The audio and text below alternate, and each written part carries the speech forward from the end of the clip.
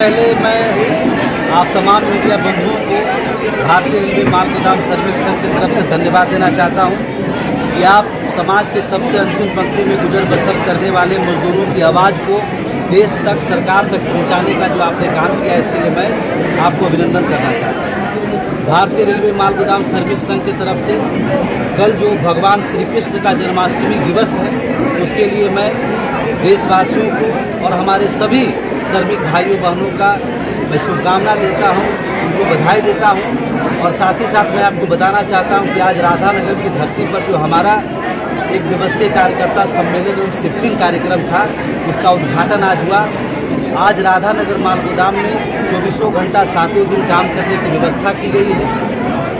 Rail मंत्रालय, श्रम मंत्रालय दोनों के सहयोग से बातचीत कर करके अब हमारे माल गोदाम के यहाँ मजदूरों को जो रजिस्ट्रेशन हुआ है, उन सभी को सामाजिक सुरक्षा का लाभ, मेडिकल का लाभ, तमाम सुविधाएं जो सरकार की तरफ से प्राप्त हुई है, अब उनको कल से लागू हो जाए। दूसरा, भारतीय रेलवे माल गोदाम श्रमिक संघ 1998 से लगातार माल गोदाम श्रमिकों को रेलवे कर्मचारी का दर्जा दिलाने के लिए, इनको जायज़ हक अधिकार की लगातार लड़ाई लड़ते आ रही है, जिसके फलस्वरूप इस भारतीय रेलवे माल गोदाम श्रमिक संघ के लगातार मेहनत के कारण भारत के 2 बार कैबिनेट ट्राईपार्टी की बैठक हुई। 23 मार्च 2021 को जो बैठक में 13 मांग स्वीकृत होने का काम हुआ और इस साल के मानसून सत्र के बजट में वित्त मंत्री निर्मला सीतारमण जी के बजट स्पीच में उन्होंने माल गोदाम के श्रमिकों के साथ साथ जितने भी इस श्रम पोर्टल पर वर्कर हैं, उनका जो रजिस्ट्रेशन हुआ है, जो उनकी महत्वपूर्ण भूमिका है हर मजदूर के हिसाब से, उनके लिए वेजेज, उनको सभी तरह के फैसिलिटी, उनके रोजगार की व्यवस्था, उसमें प्रावधान लागू किया। इसके लिए मैं उनको भी धन्यवाद देना चाहता हूं। और तीसरी हमारी ट्राई पार्टी की बैठक, कैबिनेट की बैठक जो है होने जा रही है, उसके लिए हम लोग दिल्ली जा रहे हैं। डेट मिलने के बाद पुनः मीडिया के माध्यम से सभी लोगों को बताने का काम होगा। और जो हमारा पिछले ट्राई पार्टी की बैठक में डिमांड इशू हुआ और इस बार वो बजट में भी आने का काम हुआ है, तो हम इस फाइनल ट्राई पार्टी की बैठक में अपने मजदूरों तक वो सभी हक अधिकार को लागू कराने का काम करेंगे, उनको हाथों तक पहुंचाने का काम करेंगे। मैं भारतीय रेल को भी, यहाँ के तमाम प्रशासन शासन को भी धन्यवाद देना चाहता हूँ। उन्होंने इस बात से अब अवगत हो चुके हैं, स्वीकृत हो चुके हैं कि माल गोदाम के श्रमिकों को भारतीय रेल से जोड़ने की आवश्यकता है, लेबर मैनेजमेंट सिस्टम को बहाल करने की आवश्यकता है। और इसके लिए उन्होंने जो भारतीय रेलवे माल गोदाम श्रमिक संघ पर जो भरोसा उन्होंने दिखाया है, इसके लिए भी मैं धन्यवाद देना चाहता हूँ। अब हम सब मिल करके कैसे रेल को आगे बढ़ाया जाए, कैसे माल गोदाम के श्रमिकों को आज़ाद देश में जो गुलामी की ज़िंदगी जी रहे थे, उनको कैसे मुक्त करके उनको एक सरकारी कर्मचारी एक स्वाभिमान के साथ वो ज़िंदगी जी सके, उसके लिए जो सरकार और संगठन और मजदूर हम सब मिल करके जो काम शुरुआत हुआ है, मैं भरोसा के साथ कह सकता हूँ कि बहुत कम समय में हमारा माल गोदाम का एक एक मजदूर भाई जो रेलवे को आज तक 65 से 70% तक आमदनी देने का काम कर रहा था, अब उस आमदनी का हिस्सेदारी इनको मिलने का काम होगा। और ये स्वाभिमान के साथ देश में एक प्रतिष्ठित कर्मचारी के रूप में जाने जाएंगे। इसके लिए मैं भरोसे के साथ इस बात को आपके समक्ष खासकर राधानगर जो माल गोदाम, उसके लिए क्या रणनीति रहेगी? राधानगर माल गोदाम की रणनीति पहले से बन का आज उद्घाटन है। यहाँ के मजदूरों को 24 घंटा 7 दिन काम करने के लिए हम लोग शिफ्ट वाइज उसको कंप्लीट करके सरकार यहाँ के श्रम मंत्रालय और रेल मंत्रालय दोनों को पास हम लोग सुपुर्द कर रहे हैं। और यहाँ पे रेट की कमी है और यहाँ पर कंसाइनर को और जोड़ने का काम किया जा रहा है, ताकि यहाँ ज़्यादा लोडिंग अनलोडिंग का काम हो और हमारे मजदूरों को ज़्यादा रोजगार मिलने का काम हो। यहाँ के लोकल लोग, राधानगर के आसपास के लोग हैं, उनको ज़्यादा रोजगार मिलने का काम हो। यहाँ वो सरकार के साथ, संगठन के साथ मिल करके हम लोग काम करें। इसी संदेश को देने के लिए आज हम लोग राधानगर माल गोदाम, सभी माल गोदामों में मजदूरों की संख्या बढ़ेगी?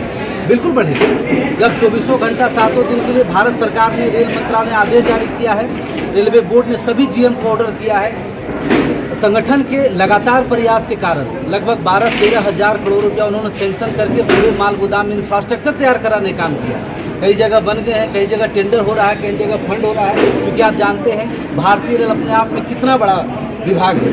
एक सरकार को, देश को चलाने के लिए जितनी व्यवस्था चाहिए उतनी भारतीय रेल अपने आप में, तो चूंकि पूरा बड़ा काम है, पूरे देश का काम है, उसमें थोड़ा टाइम तो लगता है, लेकिन जिस तत्परता के साथ वो काम कर रहे हैं और हमारे सभी पदाधिकारी, जितने कमेटी के लोग वो लगातार श्रम मंत्रालय, रेल मंत्रालय, कोई ऐसा हफ्ता में दिन नहीं बीतता है जब हमारे लोग डीआरएम के पास, सीनियर डीसीएम के पास, रीजनल लेबर कमिश्नर के पास जाके बैठक नहीं कर रहे।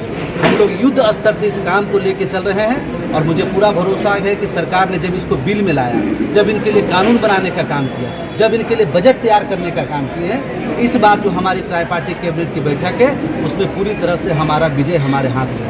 बहुत बहुत धन्यवाद।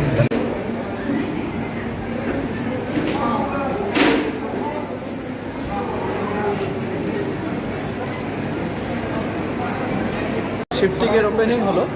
এতে অ্যাকচুয়ালি লেবারদের আমরা আমাদের যে এতদিনের লড়াই, প্রায় 26-27 বছরের লড়াইয়ের শেষ।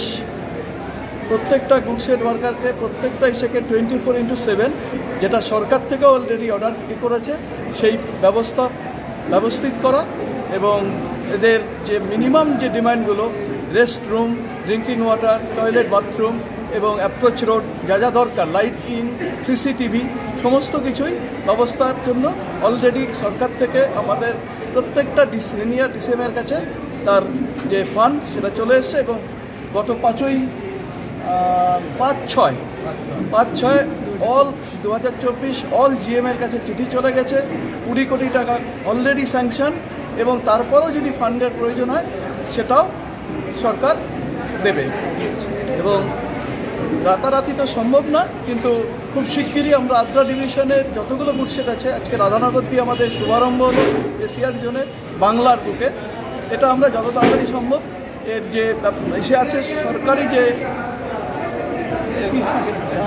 সেগুলো খুব তাড়াতাড়ি আমরা সম্পন্ন করব। धन्यवाद। अभी का जो सिनारियो है, राधानगर का ही मैं बात कर रहा हूँ, राधानगर में उतना पर्याप्त जो इंफ्रास्ट्रक्चर चाहिए वो नहीं है। ज़्यादा से ज़्यादा 10 से 12 घंटा काम हो सकता है, वो भी दिन का इसमें। तो इसीलिए हम लोग का जो इतना 24-25 साल का जो लड़ाई है, ये लड़ाई में हम सरकार से 12,000 करोड़ रुपया का सैंक्शन दिए सब गुडसेट में, पूरा ऑल इंडिया गुडसेट में इंफ्रास्ट्रक्चर डेवलपमेंट के लिए। जैसे इंफ्रास्ट्रक्चर डेवलपमेंट हो जाएगा तब 24x7 पूरा काम होगा। उस टाइम ऑटोमेटिक कंसाइनर भी ज़्यादा होगा, रेक भी ज़्यादा आएगा। आज जो सोच लीजिए महीना में 4-5 हज़ार कमा रहा है, उस टाइम कम से कम 20-25-30 हज़ार रुपया एक लेबर का रोजगार होगा। यही हम लोग का मेन टारगेट है। सरकार श्रम एवं एसएसबी টোটাল যে সাপোর্টিং ডকুমেন্ট বা টোটাল যে পেপার অলমোস্ট 90 to 95% কমপ্লিট করে ফেলেছি। আমরা আশা করছি আজকেই আমরা ন্যাশনাল ইনচার্জ যে এখান থেকে চলে গেলেন তার সঙ্গে গুডসেট কমিটির বৈঠক করে যত তাড়াতাড়ি সম্ভব আমাদের এই ডেটাবেস, আমাদের আরএলসি এবং সিনিয়র ডিসিএমের কাছে লিস্ট জমা করা, তারপরে শিফটিংয়ের কাজ আমরা স্টেপ বাই স্টেপ শুরু করব।